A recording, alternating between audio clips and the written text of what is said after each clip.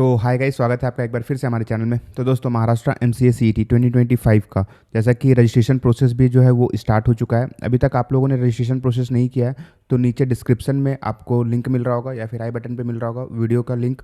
Step by step जो है, step by step आपको कोई भी प्रॉब्लम नहीं आएगी। एक बार जा करके वो देख लेना, ठीक है। उसको देखने के बाद ही फॉर्म फिल करना, क्योंकि यार देखो बहुत ज़्यादा गलतियाँ होती है और जब गलतियाँ होती है तो फिर हमारे पास आते हैं बच्चे। तो उससे पहले आप एक बार वीडियो देख लो, क्योंकि ये बहुत ही ज़्यादा टाइम नहीं है, 20 से 25 मिनट की वीडियोज़ है। आपको पूरा फॉर्म फिल करने में जो है ये हेल्प करेगी। तो एक बार जा करके वो वीडियो देख लेना, ठीक है। आज जो है हम लोग डिस्कस करने वाले मोस्ट स्कोरिंग टॉपिक। मैंने कल एक लाइव सेशन लिया था, उसमें बच्चों ने बहुत ज़्यादा भर भर के जो कमेंट्स किए थे कि भैया ये बता दो कि कौन कौन से जो है टॉपिक्स हैं, जैसे मैथ्स में कौन कौन से टॉपिक्स हैं जो इंपॉर्टेंट है, बहुत ज़्यादा इंपॉर्टेंट है, उससे क्वेश्चंस आने के चांसेस हैं, ताकि हम वो सब कर लें। उसको करने के बाद जो है हमारा स्कोर कम से कम वो बूस्ट हो जाए। अगर मेरा अभी मॉक में 90 आ रहा है तो कम से कम हमारा 110 आना स्टार्ट हो जाए, या फिर हमारा 70 आ रहा है तो 90 के आसपास बढ़ना स्टार्ट हो जाए। धीरे धीरे धीरे देखो, मॉक अभी अगर दे रहे हो ना, अब तो देना चाहिए, क्योंकि दिसंबर ख़त्म हो चुका है। अब बचा है हमारे पास जैन और फैब, ठीक है। इसमें भर के जितना मॉक टेस्ट दे सकते हो उतना दो, तो अभी बहुत अच्छा होगा आपके लिए। एग्ज़ाम के पॉइंट ऑफ व्यू से, आपके पर्सनल कॉन्फिडेंस के पॉइंट ऑफ व्यू से बहुत ही ज़्यादा बेनिफिट करने वाला है। तो ये चीज़ें ध्यान रखना, ठीक है। मॉक टेस्ट अब अगर आप लोगों ने नहीं दे रखा था तो दे दो। मॉक टेस्ट किसी का भी दो, बट दो। अगर आपका एमसीए ज्ञान का चाहिए तो नीचे डिस्क्रिप्शन में लिंक मिल रहा होगा आपको। फाउंडेशन बैच, क्रैश कोर्स, सभी चीज़ों का लिंक जो है नीचे डिस्क्रिप्शन में है। तो जाओ, जा करके एक बार देखो, विजिट करो। और जितना भी मैं इंपॉर्टेंट टॉपिक्स बताने वाला हूँ ना, सारा इंपॉर्टेंट टॉपिक्स जो है हमारे फाउंडेशन बैच में कवर्ड है। तो एक बार जाओ, देखो, और फिर इतना कर लो।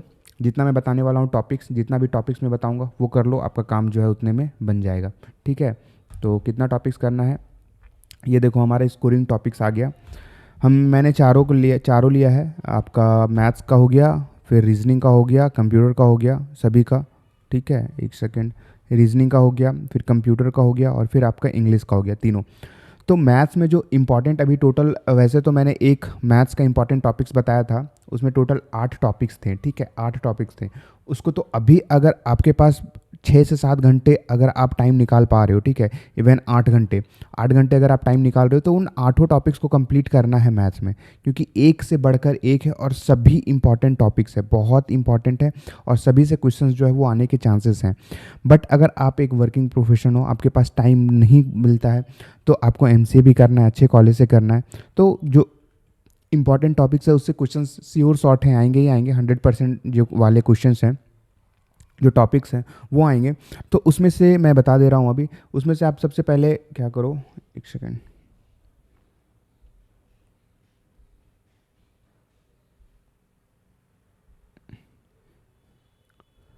उसमें से जो सबसे पहले आपको करना है वो करना है अर्थमेटिक। अर्थमेटिक में खुद में बहुत बड़ा है, ठीक है। टाइम एंड वर्क है, एवरेज है, प्रॉफिट लॉस है, परसेंटेज है, बहुत सारे टॉपिक्स है। इसको आपको छोड़ना नहीं है। प्रॉफिट एंड लॉस, ये सब जितने मैं टॉपिक्स बता रहा हूँ ना, अर्थमेटिक के अंदर जितने सब टॉपिक्स है, इसको स्किप मत करना, क्योंकि ये कर लोगे ना, 7 से 8 क्वेश्चन जो है इससे बनते हैं, ठीक है। 7 से 8 क्वेश्चन सिर्फ अर्थमेटिक से बनते हैं, यानी कि बहुत ज़्यादा बेनिफिट आपको करने वाला है। अगर एक चैप्टर आप कर लेते हो ना, तो बहुत ही ज़्यादा, मतलब 14 से 20 मार्क्स या 16 मार्क्स, इवन 20 मार्क्स ही मान लो, ये कवर करवा देगी सिर्फ आपको एक टॉपिक।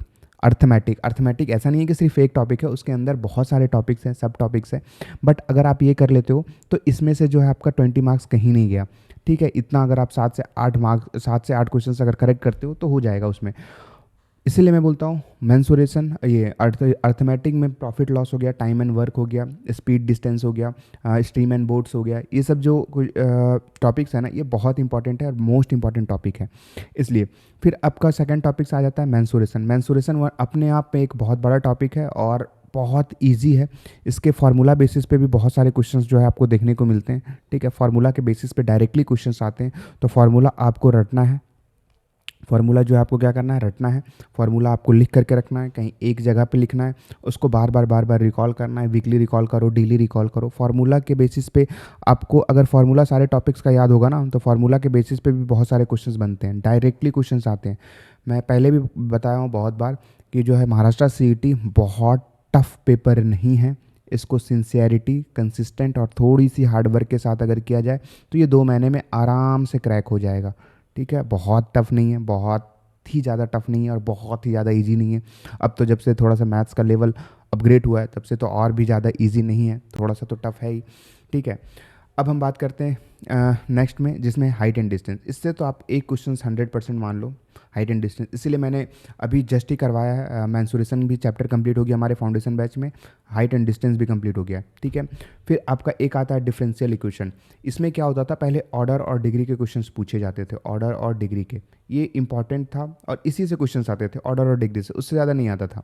ठीक, ऑर्डर डिग्री से क्वेश्चंस आते थे, बट अब इसका थोड़ा सा मैथ का लेवल जो है वो अप हो चुका है, तो उन्होंने क्या किया है, क्वेश्चंस की जो डिफिकल्टी लेवल है वो थोड़ी सी बढ़ाई है उन्होंने। तो ऑर्डर एंड डिग्री हो गया। फिर आपका जो आता है सेट, रिलेशन एंड फंक्शन, ये भी बहुत अपने आप में बहुत बड़ा टॉपिक है और बहुत इंपॉर्टेंट टॉपिक है, set, relation and function. Set का मैंने यूट्यूब पे वीडियो डाल रखा है, टॉप 10 MCQ क्वेश्चंस, उसी तरीके से रिलेशंस के भी डालूंगा, उसी तरीके से जो है फंक्शन का भी डालूंगा, तो जा करके आप देख लेना। तो सेट्स का ये रहा, इंपॉर्टेंट है, बहुत है। तो इतना आप कम से कम करते हो ना, इतना अगर आप कम से कम करते हो, अर्थमेटिक अगर आप सही से करते हो, मेंसुरेशन सही से करते हो, height and distance, differential equation और सेट, रिलेशन एंड फंक्शन इतना करते हो ना, तो मैथ में जो है आपका काम चल जाएगा।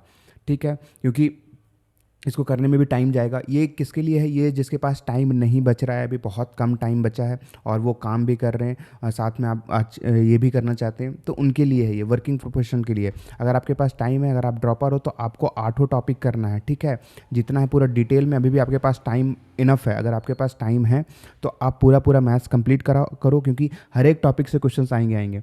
ठीक है, ये नहीं है कि सिर्फ इसी से क्वेश्चंस आएंगे, इससे तो आएंगे, उसके अलावा भी जो टॉपिक्स रिमेनिंग है उससे भी क्वेश्चंस आएंगे। ठीक है, तो वो रहा। रीजनिंग की मैं बात करूँ तो रीजनिंग को जो मैंने 16 या 14 टॉपिक बताया है, आपको वो पूरा करना है। उसमें नहीं कर सकते, आप कुछ कटौती नहीं कर सकते, क्योंकि कोडिंग डिकोडिंग इंपॉर्टेंट है, ब्लड रिलेशन इंपॉर्टेंट है, आपका सिलॉग्स इंपॉर्टेंट है, मतलब सारे जितने टॉपिक्स है रीजनिंग में वो सभी इंपॉर्टेंट है। Number series, numeric series, figure वाले क्वेश्चन सभी इंपॉर्टेंट है। तो उसमें कोई ऐसा नहीं है कि एक इंपॉर्टेंट है। इसको ऐसा कर सकते हो कि आप डायरेक्टली मॉक के थ्रू भी इसे देख सकते हो। मॉक में अगर आपके बन रहे हैं क्वेश्चंस तो फिर आपको अलग से पढ़ने की ज़रूरत नहीं है। मॉक 1-2 मॉक दो, देखो कोड बन रहा है कि नहीं, कोडिंग डिकोडिंग के क्वेश्चंस बन रहे हैं कि नहीं, छोटे छोटे कॉन्सेप्ट्स देख लो। ठीक है, तो ये इतना कर लोगे आपका तो रीजनिंग का काम हो जाएगा। और रीजनिंग तो इंपॉर्टेंट है ही है, क्योंकि इसमें 30 क्वेश्चंस आते हैं और बच्चे जो है 28-29 क्वेश्चंस करेक्ट करके आते हैं और सभी से होता है। थोड़ा सा अच्छा सा अगर आप करोगे तो आपका काम जो है इसमें से बन जाएगा, इसी में से बनता है। बहुत सारे बच्चे इससे अच्छा स्कोर करते हैं। ठीक है, कंप्यूटर की मैं बात करूँ तो computer memory one of the most important topic है। कंप्यूटर मेमोरी हो गया, डेटा रिप्रेजेंटेशन हो गया, डेटा रिप्रेजेंटेशन में आपका आ गया वंस टूज कॉम्प्लीमेंट हो गया, फिर एडिशन सब्ट्रैक्शन कन्वर्जन वाले जो क्वेश्चंस हो गए, octal to binary, binary to octal, decimal to hexadecimal, इस टाइप के जो क्वेश्चंस आते हैं ना वो बहुत इंपॉर्टेंट है। हेक्साडेसिमल तो कन्वर्जन वाले क्वेश्चंस हो गए, ये सब बहुत इंपॉर्टेंट है, बहुत ही ज़्यादा, बहुत मतलब आप सोच नहीं सकते हो इतना इंपॉर्टेंट है। तो ये कंप्यूटर में इतना करना है आपको, डेटा रिप्रेजेंटेशन, सी लैंग्वेज के क्वेश्चंस करने हैं। ठीक है, फिर ओएस के क्वेश्चंस करने हैं, ऑपरेटिंग सिस्टम के डेडलॉक वगैरह से क्वेश्चंस आ जाते हैं ऑपरेटिंग सिस्टम में।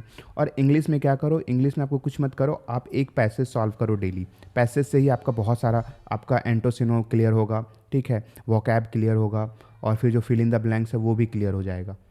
ठीक है, तो पैसेज एक डेली कम से कम एक पैसेज लगाने की कोशिश करो, आपका काम इसी में से जो है वो बन जाएगा। तो इतना करो, इतना करने के बाद जो है आपका काम अच्छा खासा स्कोरिंग टॉपिक है जो, ये इतना कर लोगे ना तो 110 के आसपास आपके मार्क्स बन रहे होंगे ईजिली। इतना करने के बाद से 110 से 120 के मार्क्स ईजिली आप क्रैक कर सकते हो सही से। अगर इतना भी अगर आप करते हो ना तो आपका काम जो है बहुत अच्छा परसेंटाइल लेकर के आ सकते हो। तो इतना करो, इतना करने के बाद जो है फिर आपका प्रिपरेशन प्लान भी मैंने बता रखा है।